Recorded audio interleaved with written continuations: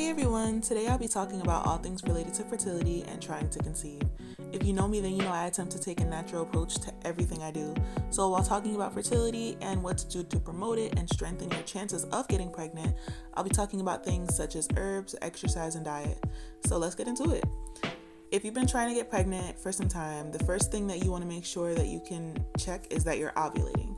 I personally didn't know when I was ovulating until maybe about 2 or 3 years ago. I was trying to get pregnant on and off for about 5 years, and I had this app that basically tracked my cycles. So I just trusted that the little flowers that popped up on the calendar was supposedly correct and I was ovulating during that time, but I wasn't getting pregnant. First off, the app was never correct. I found this out because I started looking at my cervical mucus, and when it started showing signs of ovulation, the app was telling me something different. So it's important that you know what your cervical mucus looks like when you're trying to conceive. You can check it by simply inserting a finger into your vagina and then checking what comes out. So if you're ovulating or close to ovulation, you should have a slimy like discharge coming out. It's very slippery and most people reference it to being like an egg yolk type substance. When you see that, it's time to get it poppin'. No, but seriously, this is the best time for you to try for a baby. That's because the slime-like mucus will help your partner's sperm to reach your egg easier. There's also other ways that you can track your ovulation, of course, like counting 14 days before your next period. This method would be good if your cycle is regular, but there's also other ways like using an ovulation P-test and checking your basal body temperature. I would say that I like that method the least, but find out what works best for you and stick to it. Okay, so you're tracking your ovulation and you're doing the baby dance every time you ovulate, but nothing's happening. That doesn't mean that you're infertile. I actually do not believe in infertility. I don't even like speaking this word.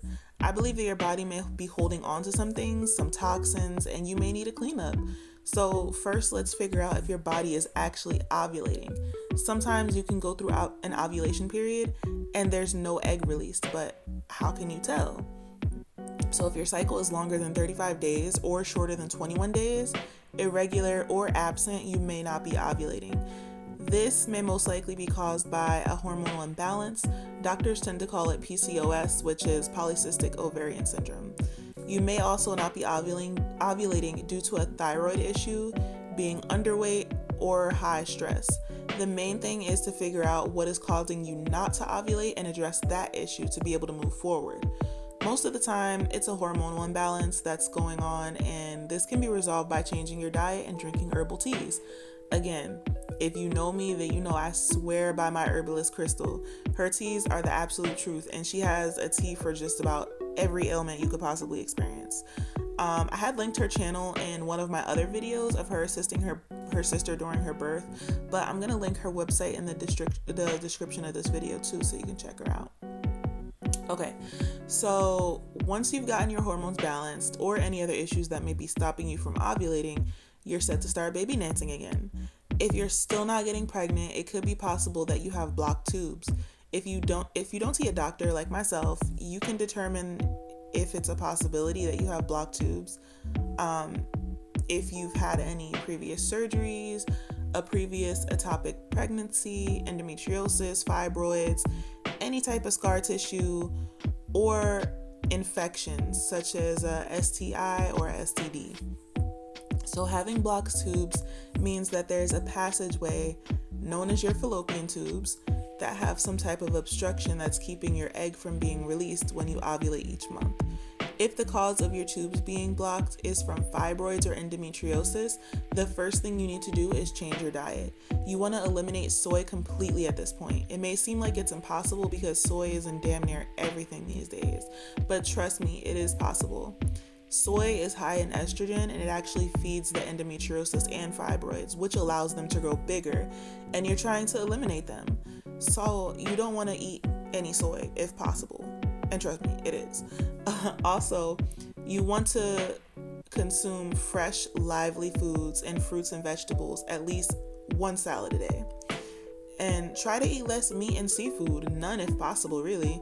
But starting out, limit yourself to maybe only a day a week of eating meat or every other week. If you like seafood, once a week.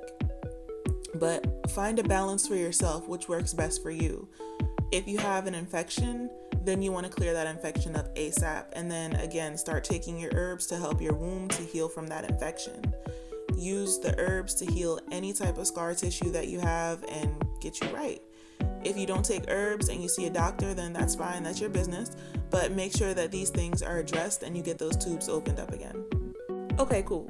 So now you're tracking your ovulation, you made sure you're ovulating, your tubes are clear, and you're baby dancing like crazy, but still nothing.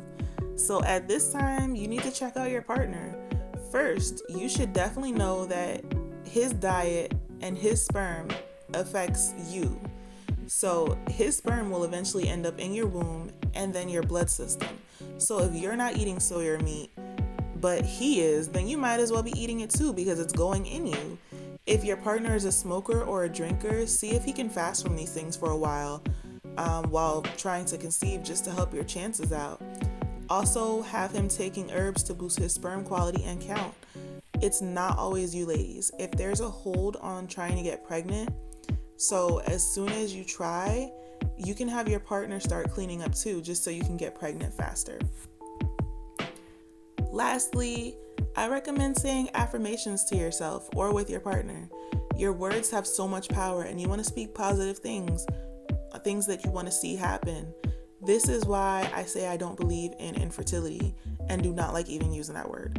Like, there was one time someone said, "Oh, it's okay if you're suffering from infertility." And immediately I'm like, nope, I don't accept that. I don't reside with that. And I don't want that frequency or vibration over my life. I may have some areas in my life that need attention and healing, but my baby's coming. I will be pregnant soon. I'm pregnant now. Say things like this to help reshape your way of thinking, and it can help you with the healing process and the process of trying to conceive. Speak kind words to yourself, to your womb, to your partner. I'm actually going to be making an affirmation video for when trying to conceive. I already have an affirmation video for labor, but I'm definitely going to do one for this too. Speaking affirmations are so powerful, and some women may find it silly or hard, but they really do help. So you may find yourself stuck or not knowing what to say. You may even get emotional, and this is all normal. Just let everything flow. Don't hold any of that in your body, in your womb. You will get pregnant. You will have a healthy, beautiful baby. You are fertile. You will have a full-term pregnancy. Believe that you can, and you will.